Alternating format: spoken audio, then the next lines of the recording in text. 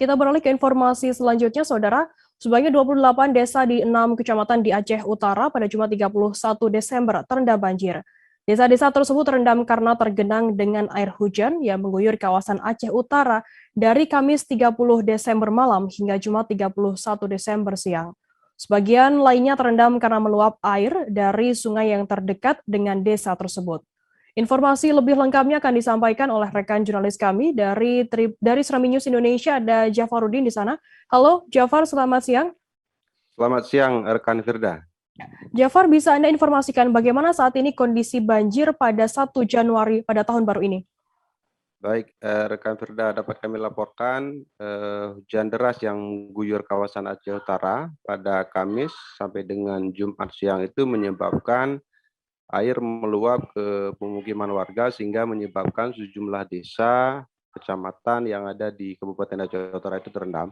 Selain itu, hujan deras tersebut juga menyebabkan beberapa kecamatan yang memang jauh dari sungai tapi juga terendam karena memang derasnya hujan.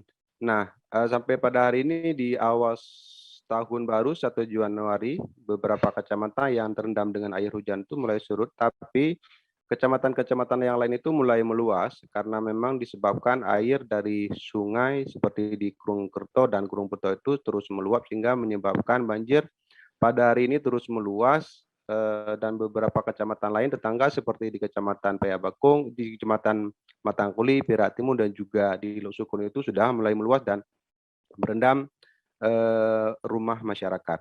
Rekan Firda.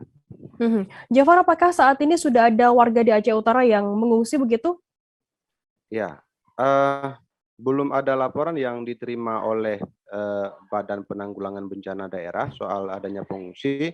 Tapi biasanya ketika memang terjadi banjir seperti ini, masyarakat yang ada seperti di Kecamatan Matangkuli, Kecamatan Perak Timur yang ada di pedalaman Aceh Utara itu biasanya mereka akan mengungsi ke rumah-rumah tetangga yang dianggap itu lebih aman. Tapi kalau memang airnya lebih akan naik lagi, bertambah lagi, mereka nanti akan mengungsi ke tempat umum seperti Menasah atau tempat-tempat lainnya seperti balai pengajian. Namun sejauh ini pihak BPBD terus melakukan pendataan ke lokasi-lokasi untuk mengecek apakah memang sudah ada warga yang mengungsi. Rekan Firda. Jafar, bagaimana kemudian saat ini dari informasi yang Anda dapat di lapangan begitu? Bagaimana informasi mengenai kondisi cuaca untuk di Aceh Utara?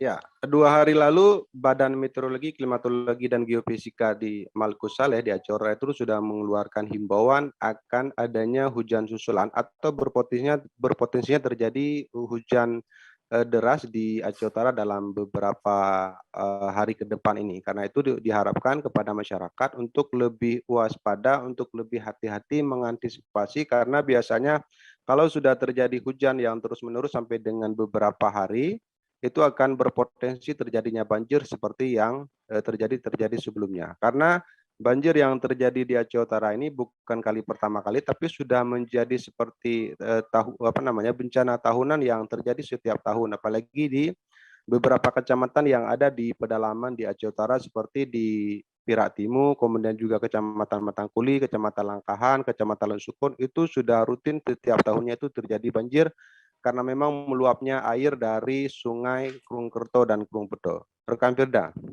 Baik, terima kasih rekan jurnalis dari Serambi News Indonesia, Jafarudin, atas laporan Anda. Selamat bertugas kembali.